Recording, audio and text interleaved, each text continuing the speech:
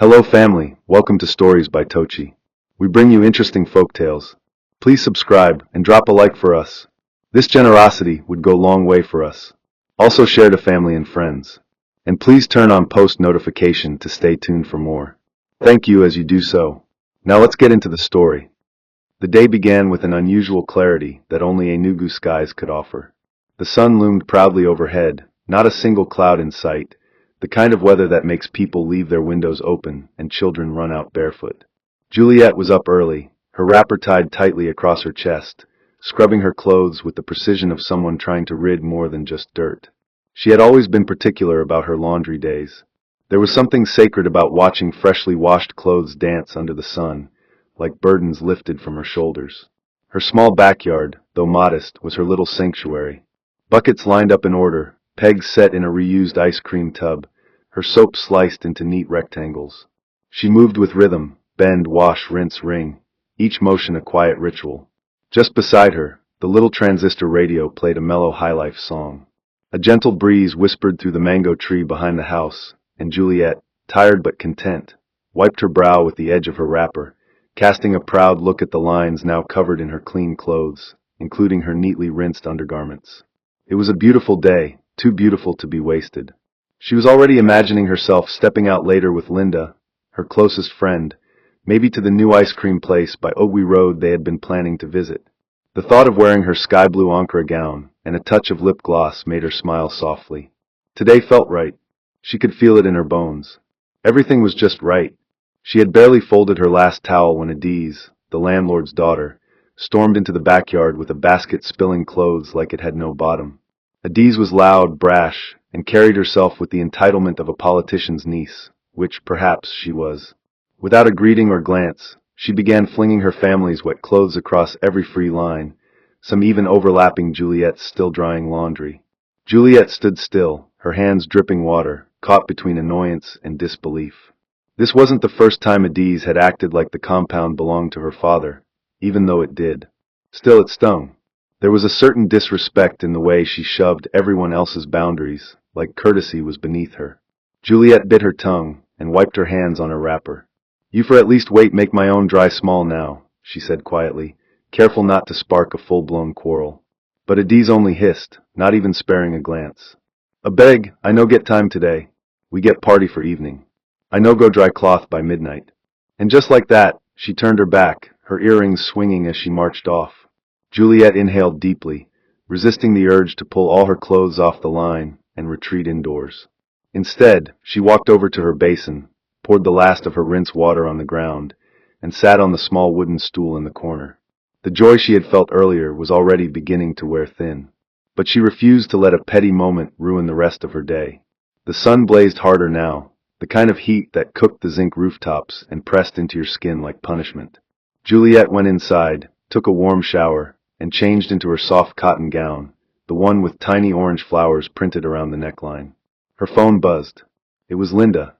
"Are we still on for today? I'm almost done with makeup." Juliet smiled. She responded quickly. "Give me 30 minutes." She picked out her Ankara gown and ironed it, humming to herself. Just as she was about to touch up her brows in front of her small mirror, she heard it. A distant rumble. It sounded like a truck at first, then another. But as it grew louder, her stomach sank. She walked to the window and saw the impossible. Rain. Thick, angry rain. Pouring from a sky that had been bluer than a prayer cloth not even an hour ago. She rushed to the backyard, heart racing, feet bare. In seconds, the water fell like it had been storing vengeance for weeks. Her clothes, her freshly washed, neatly pegged clothes, were now soaked, flailing in the wind like surrender flags. Juliet stood in the middle of it, too shocked to move at first, then suddenly grabbing what she could, flinging garments into her basin. Her wrapper came undone in the struggle, but she didn't care. By the time she was back inside, she was drenched to the bone. Her phone buzzed again. It was Linda. "Still on?" Juliet stared at the screen, water dripping from her chin, her gown clinging to her skin. She typed, "No. It's raining heavily. I'm soaked. Let's cancel." Linda didn't respond immediately. Juliet turned off her data, threw her phone on the bed, and curled up beside it, arms folded across her chest. What sort of madness was this? The rain lasted for only 30 minutes, but to Juliet, it felt like the day had died. As quickly as it had started, it stopped, just like that. The sun came out again, bold and unapologetic, like a man returning after cheating and expecting forgiveness without explanation. She sat at the edge of her bed, too drained to be angry. Everything she had looked forward to was gone. The fun, the outing, the break from routine. It had all been washed away. She didn't bother to wring out the wet clothes. They lay in the corner of the room, heavy and defeated. She wrapped herself in a blanket, even though the heat returned with full force, and stared out of her window, the same one she had opened that morning with excitement. The trees were glistening now, their leaves dripping like they had been caught doing something secret. The neighbors' children were already out again, playing with buckets and plastic plates in the puddles. Somewhere across the street, a woman was yelling at her daughter for dancing in the rain without slippers. Juliet sighed. She thought of calling Linda again to uncancel, but what was the point? The moment had passed. Her mood had soured. As she reached for her charger, something caught her eye. A car, parked outside. Sleek, black, with windows dark enough to hide secrets. It was Tony's car, Juliet's neighbor, the one who had been asking her out for 6 straight months without relenting. He wasn't a stranger to that spot, but something about his timing unsettled her. He always appeared when her emotions were raw, like he could smell her vulnerability. She leaned closer to the window, watching him sit behind the wheel, one arm draped over the seat, the other playing with his car keys. She didn't know it yet, but the rain wasn't the only thing that had come without warning. Juliet didn't move away from the window for a long while. She stood behind the faded floral curtain, watching the car like it had answers. Tony hadn't stepped out yet, and that alone made her even more suspicious. Most times, he would blow his horn playfully or lean on the car door like he was posing for a magazine cover. But today he just sat inside, his car engine purring like a resting beast. She shifted slightly, careful not to be seen, and squinted at the side mirror. He was talking on the phone, his lips moving slowly, one finger tapping the steering wheel. Juliet couldn't hear him, of course, but she could guess the tone, relaxed, low, the kind of voice that never rushed, even when it carried lies. It had been 6 months since he started showing interest in her, or rather, 6 months since his chase began. It wasn't the usual type of toasting that most men did in the area. Tony's approach was different. Intentional. Calculated. He didn't compliment her body or send her vulgar messages. He sent devotionals at dawn, sent prayer reminders on Wednesdays, and asked about her tailoring business in ways that made her feel like her work mattered. He greeted her every morning without fail, even on days when she barely responded. Juliet had always seen him as too polished, too careful, like someone who rehearsed his lines in front of a mirror. The problem was the man was good. Too good. And that made her uncomfortable. He had moved into the compound about a year before. Word spread quickly, as it always did in places like Ugwaji. They said he was from Imo, that he worked in Port Harcourt, but came to Enugu on weekends to see family. Then someone else said he had no family here, that he just loved the peace and quiet of the neighborhood. No one really knew the truth, but that didn't stop the stories. Juliet had watched from her window the day he arrived, black jeans, white t-shirt, and that signature smirk. His car had turned heads instantly. A black SUV, freshly imported, still smelling like Lagos port. It wasn't long before every female in the compound, married or not, found a reason to greet him. Some brought jollof rice, some offered business deals, others just laughed too loud whenever he was around. Tony handled it all like a seasoned actor. Never rude, never overly warm. Just polite enough to keep everyone guessing. But Juliet? She had built a quiet wall around herself. Not because she didn't find him attractive, he was painfully so, but because she had learned over the years that the most dangerous men never looked dangerous. They looked safe. They looked like Tony. Still, he had found cracks in her wall. On days when the heat made her irritable and lonely, she found herself answering his jokes with a half-smile. She hated how easy it became to laugh. She hated even more how she began to expect his good mornings. That afternoon, after the rain had embarrassed the sun and left the streets smelling of wet dust and regret, Tony finally stepped out of his car. He didn't knock on her door or call out to her from the fence like he sometimes did. Instead, he stood beside his car and looked up, straight at her window, as if he knew she was behind the curtain. Juliet froze. She felt caught, like a child sneaking food from the pot. Their eyes didn't meet, not exactly, but something passed between them, something thick and unspoken. She pulled the curtain back quickly and stepped away from the window, suddenly aware of her bare feet and messy hair. A minute later, her phone buzzed. It was a message from him. Just one line. Did the rain ruin your day too? She stared at it, unsure of how to respond. She knew if she said yes, it would invite a conversation, maybe even an invitation. But if she ignored it, he might see it as a challenge. Tony never pushed hard, but he never really backed off either. She replied simply, yes. I had plans. Within seconds, he replied, same here. Can I come in for a bit? Just to kill time. She hesitated. Then, against her better judgment, she typed, okay. Just for a bit. Her heart beat faster as she moved around the room, fluffing pillows she hadn't used in weeks and wiping imaginary dust from her stool. She didn't know what she was doing, only that her silence had become too loud. He came in with his usual calm energy, smiling like someone who had nothing to prove.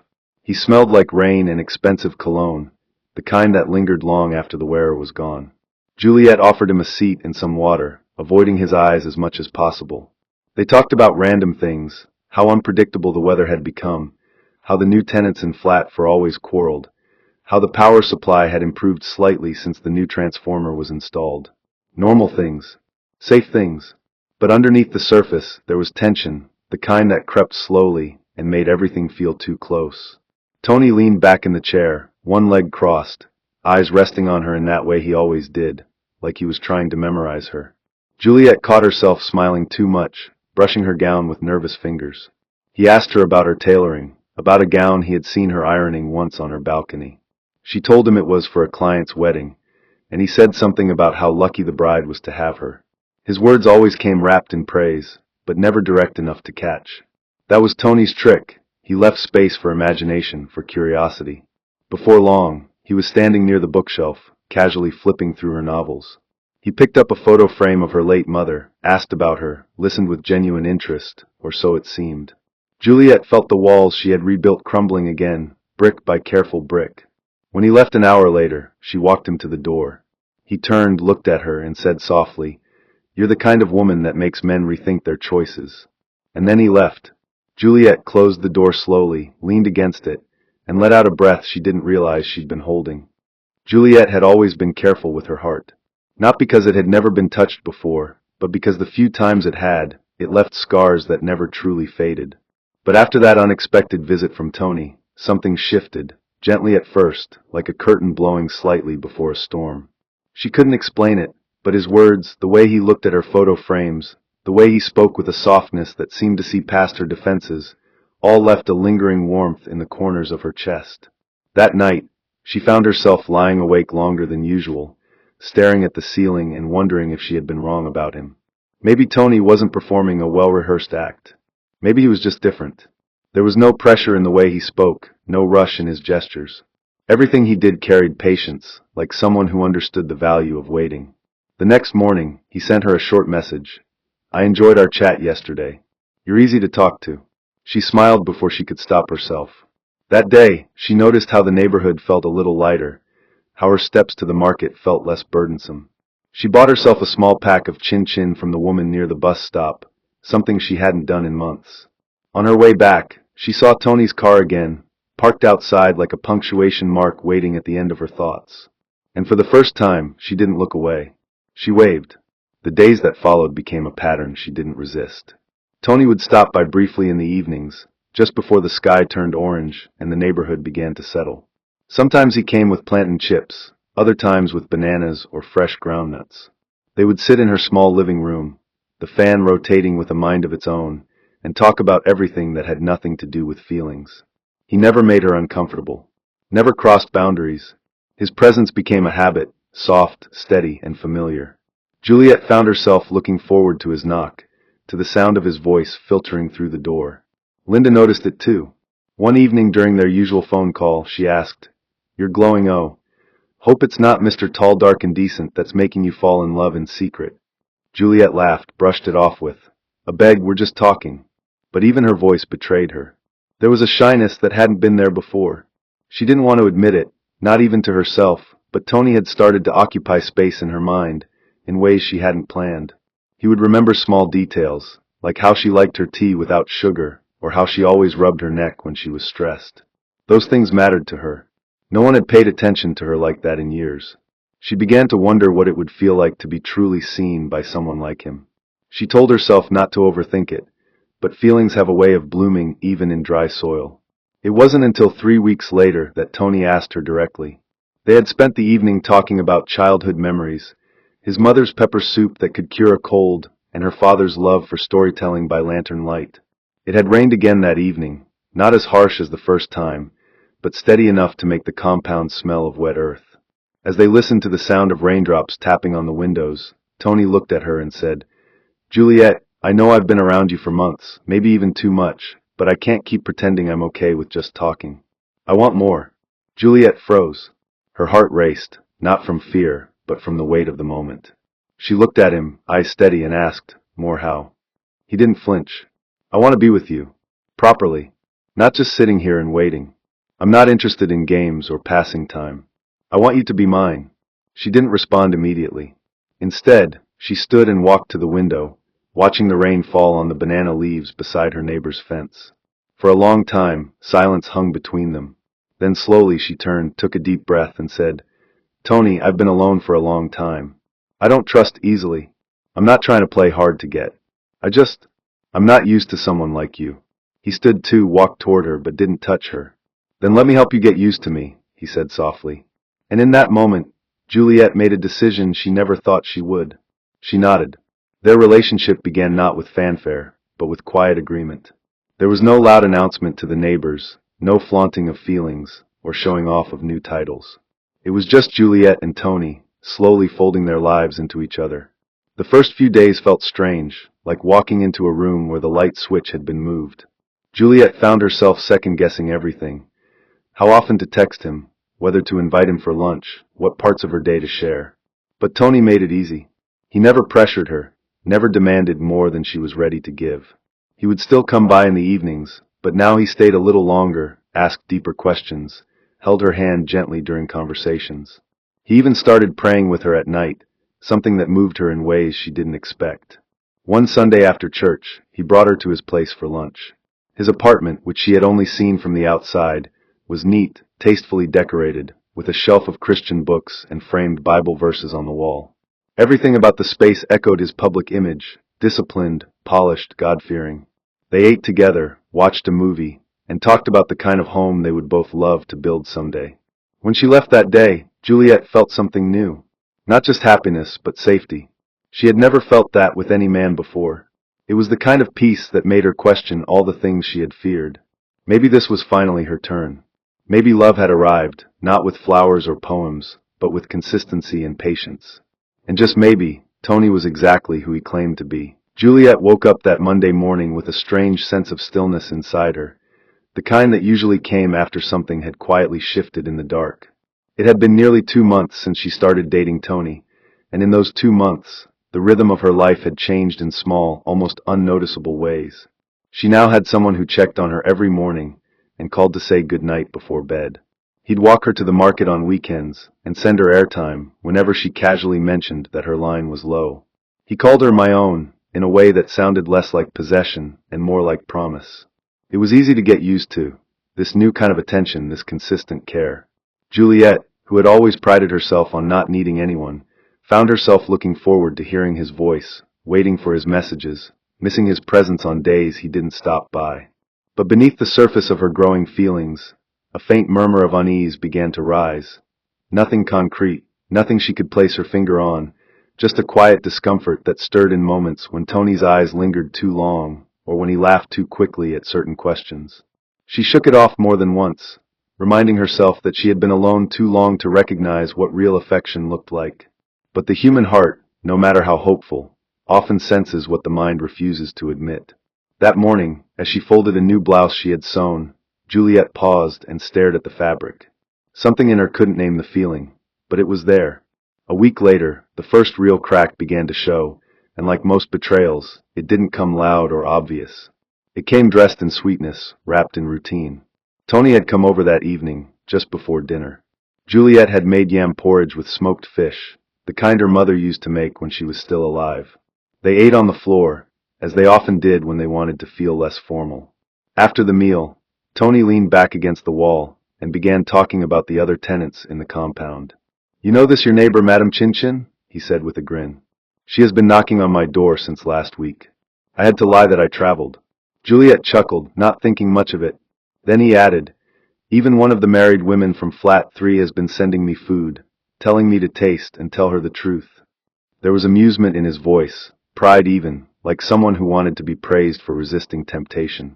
But I only eat your food, you know, he said, nudging her gently. Juliet smiled, though something inside her shifted. She didn't like the way he was telling the story. It felt like he was boasting, not confessing. Like he wanted her to know that other women wanted him, and she should feel lucky. Later that night, as he left, he kissed her on the forehead and said, "You're my peace. I don't need any of them." But as she lay in bed, Juliet thought about the way he mentioned their names. The tone, the satisfaction in his voice. It was as if he was gathering stories, not resisting them. And for the first time, she asked herself a question she had been avoiding. Was Tony trying to build something with her, or was he just performing affection long enough to be remembered? The answer didn't come immediately.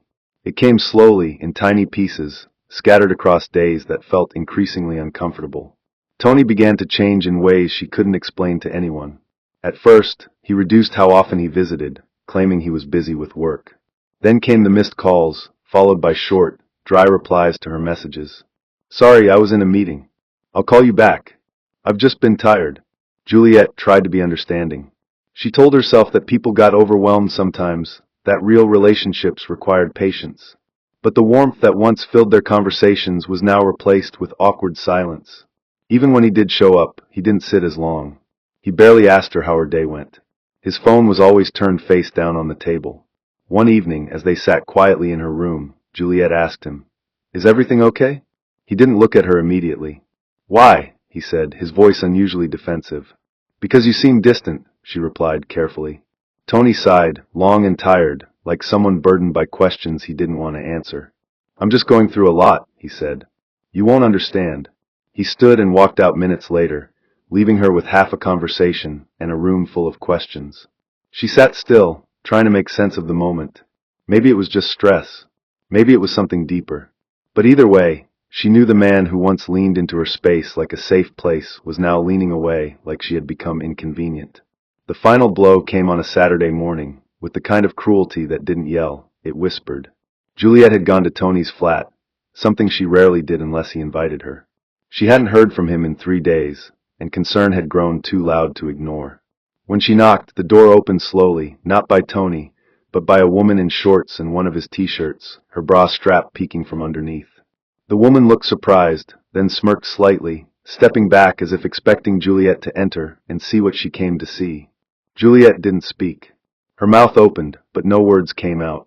Tony appeared seconds later, shirtless, rubbing his eyes like he had just woken up. His expression shifted from sleepy to annoyed in the span of a breath. "Juliet, what are you doing here?" he asked, voice low but sharp. She couldn't answer.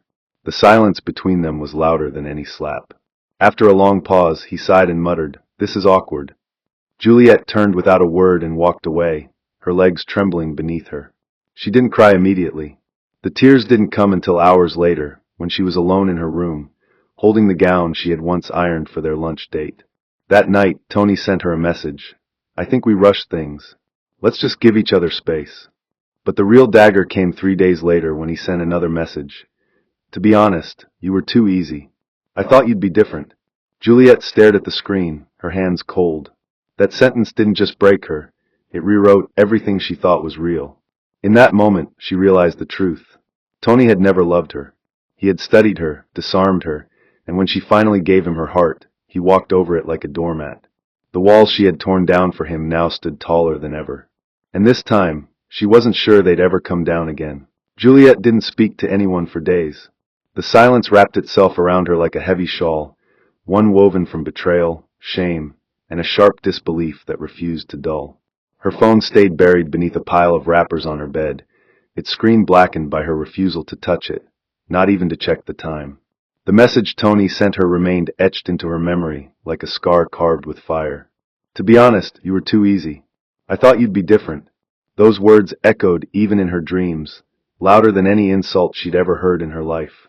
She replayed every moment between them, his texts, his visits, the prayers, the forehead kisses, the laughter they shared after eating her meals.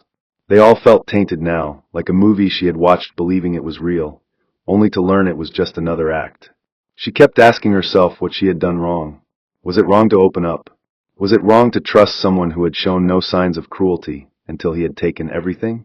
The humiliation didn't come from what had happened behind closed doors. It came from the realization that she had been used with a kind of elegance that left no visible bruise. Her mind swung between rage and numbness. She wanted to scream, to confront him, to ask how he could pretend for that long, but even that seemed beneath her now.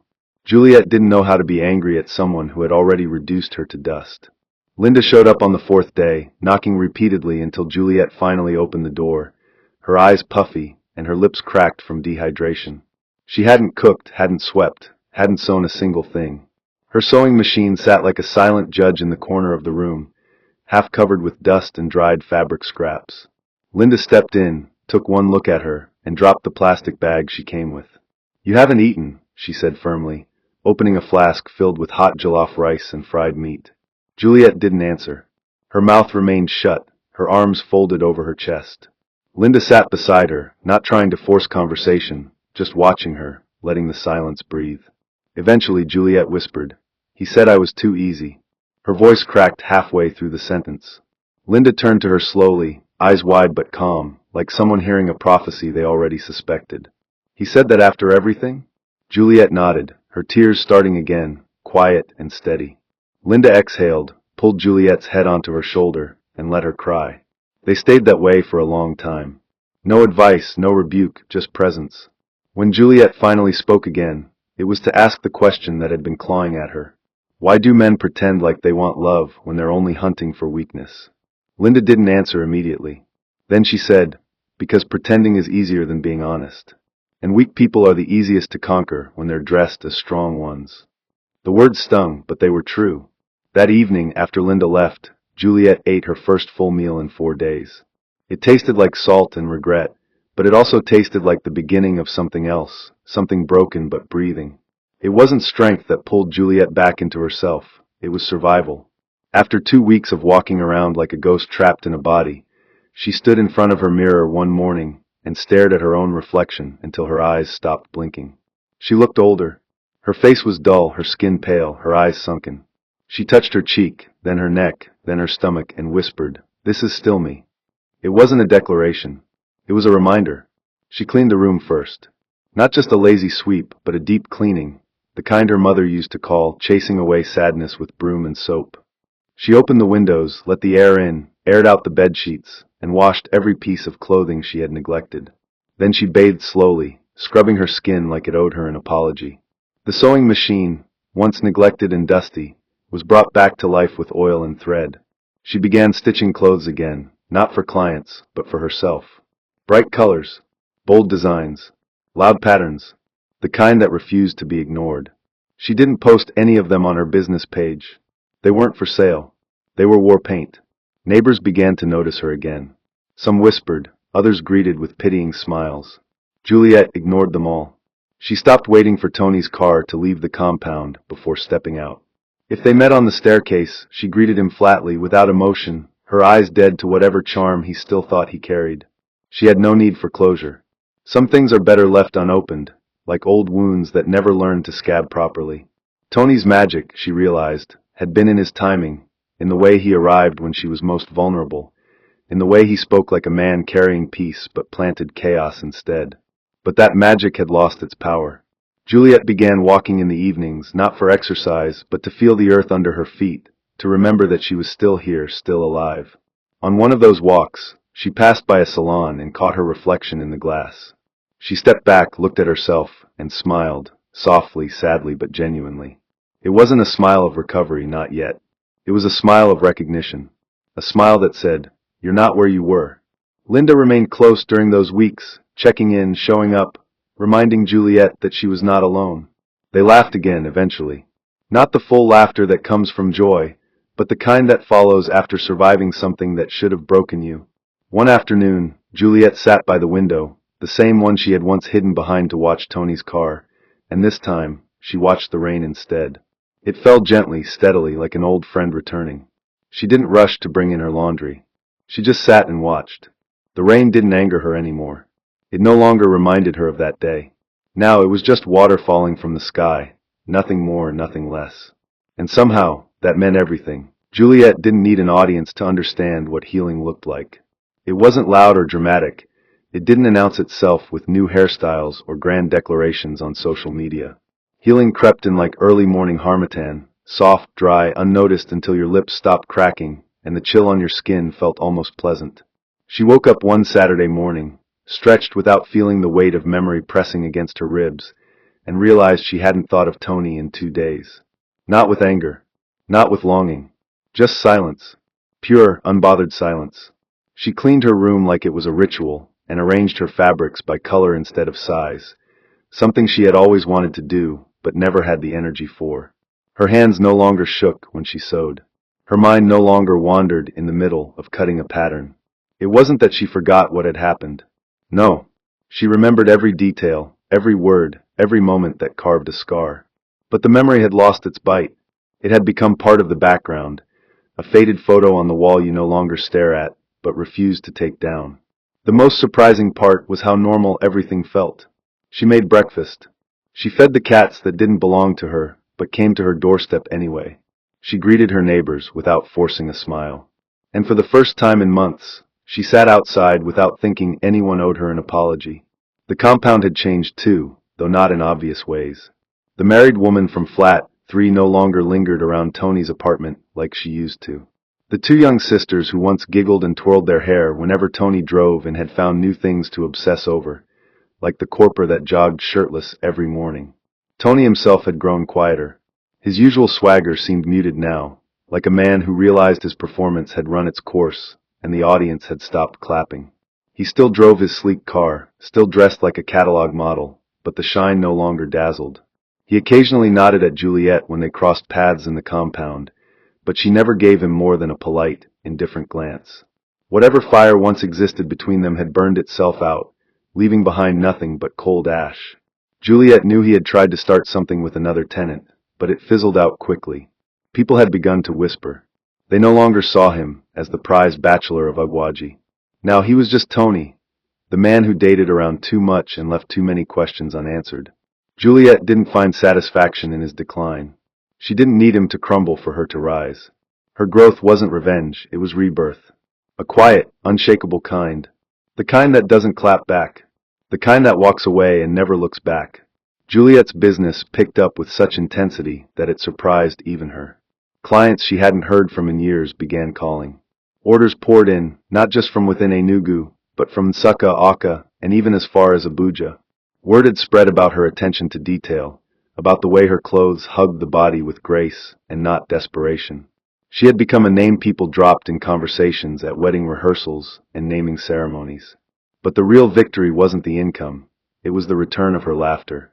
Not the short, polite kind she offered strangers, but the deep, belly-filling kind that came from inside. It returned one afternoon while sewing with Linda, who was narrating a disastrous date involving a man who quoted scripture mid-billing. Juliet laughed so hard she dropped her scissors and had to hold her sides. For the first time, she didn't feel guilty for being happy. Her body had made space for joy again. She started dressing differently too, not to impress anyone, but because it made her feel alive. Bright reds, rich purples, wild prints that had once felt too loud for her spirit now felt just right. She walked through Ogbeat Market with a swing in her step and a calmness that made even the noisy hawkers glance twice. She wasn't searching for love anymore. Not out of bitterness, but because she had finally learned to be enough for herself. For now, that was all she needed. One evening, while walking home with bread in one hand and fabric in the other, the sky began to darken without warning. She looked up, and a single drop of rain touched her forehead. She paused, waiting for the rush of panic, the sudden need to run, the memory of that first rain that had changed everything. But it didn't come. Instead, she closed her eyes and let the rain fall. Slow, gentle, cleansing. She didn't rush home. She walked slowly, each step firm, grounded. The rain soaked into her dress, her hair, her shoulders, but this time it didn't feel like betrayal. It felt like permission, a release, a welcome. By the time she reached her gate, Tony's car was parked outside again. He was in the driver's seat, window rolled halfway down, watching the rain too. Their eyes met, brief, distant, and empty of the things they once carried. She didn't stop. She didn't nod. She simply walked past, the rain wrapping her like a second skin. She got inside, peeled off her wet dress, changed into something dry, and lit a candle by the window. As she sat there, sipping warm tea, she smiled, not because she had conquered pain, but because pain had passed through her and found no place to stay. She was no longer the woman who waited for someone to choose her. She was the woman who had finally chosen herself. Dear listener, never let someone's sweet words silence the voice of your own instincts. Not every person who smiles at you is sent from heaven, and not every waiting heart is ready to love you right. Guard your peace like treasure. Let time reveal what charm often hides. And most importantly, choose yourself first, even when your heart is begging to choose someone else. You are not too much. You are not too little. You are just enough for the right soul who knows your worth without tasting your weakness. May your heart never fall into the hands of someone who doesn't know how to hold it. May your peace never be exchanged for temporary pleasure. May the love you give return to you, pure and overflowing. May your life never become a lesson someone uses to entertain others. May you rise from every betrayal with twice the wisdom and 10 times the grace. May your tears water the soil of your future joy. And may your story never end in shame, but in strength, healing, and laughter. If you believe this for yourself, shout aloud, Amen. Hope you enjoyed this interesting story. Please don't forget to like, share, and subscribe to our YouTube channel. Turn on post notifications. See you on our next story.